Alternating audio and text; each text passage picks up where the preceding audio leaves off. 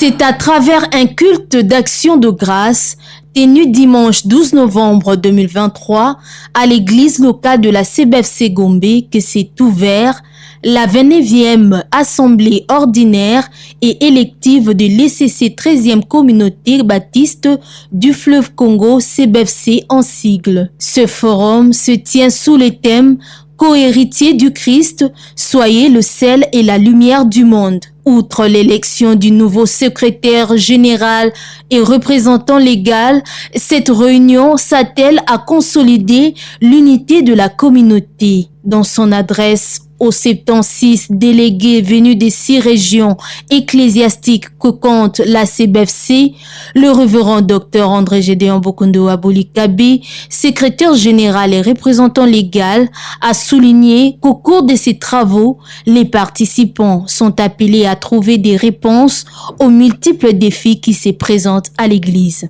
Cette assemblée générale va se pencher avec réalisme sur les différents problèmes qui perturbent le bon fonctionnement de notre Église à différents endroits, notamment 1. La redynamisation de nos instituts supérieurs, 2. La prise en charge conséquente de nos missions, 3. La réintégration de la CBFC d'un bon nombre de serviteurs évoqués par cet organe, 4. Les conflits à l'Équateur Sud opposant la 13e CBFC et les mouvements Lumière. 5. La problématique de l'élection du nouveau secrétaire régional de la CBFC au fleuve. 6. L'insensibilité et l'indifférence des pasteurs et des membres de l'Église aux problèmes importants de la communauté et autres. C'est pourquoi, chers participants, nous invitons chacun et chacune, on sait que ce qui les concerne, et selon ses compétences, d'apporter le meilleur de lui-même pour la réussite de ce forum, convaincu qu'à chacun et à chacune de nous, Dieu a donné des talents.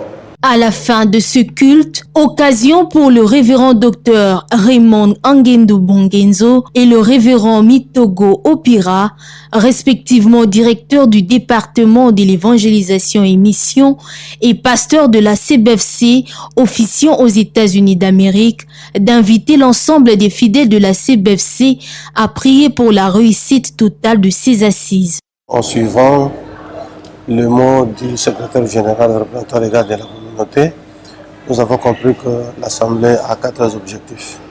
Il était question de célébrer le culte d'action des grâces à l'occasion de l'ouverture de la dite Assemblée, c'est ce qui venait d'être fait. En deuxième lieu, c'est permettre aux participants de réfléchir sur les points inscrits à l'ordre du jour. En troisième lieu, il est question de consolider l'unité de la communauté. Nous savons que notre communauté, la 13e CBFC, est dans toutes les provinces presque de la République.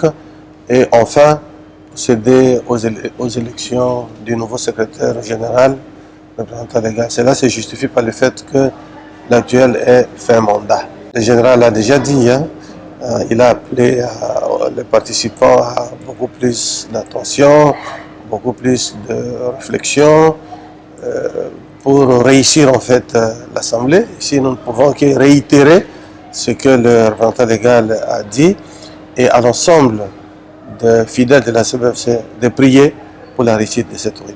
Nous rendons grâce à Dieu que nous avons pu venir et puis de Dieu à l'Assemblée générale ordinaire, c'est l'organe suprême de la CBFC. Et vraiment, c'est un sentiment de joie et de reconnaissance auprès du secrétaire général qui nous a invités pour venir participer à ces assises. Vraiment, c'est un sentiment de joie et nous partons porter notre pierre, nos réflexions en ce qui concerne les différents problèmes et circonstances ou événements de la communauté. Nous voulons vraiment être présents à ça. Le message d'aujourd'hui, c'est un appel à tout un chacun de nous de s'engager pour travailler ensemble, parce qu'ensemble nous serons le sel, la lumière, et nous serons cette ville placée sur la montagne, comme il l'a dit, et cette ville qui est claire et que les gens peuvent voir et nous suivre. Et la CBC, c'est la première communauté protestante. Jour pour jour, dans 5 ans, la CBC aura à peu près 150 ans d'existence ici dans la République démocratique du Congo.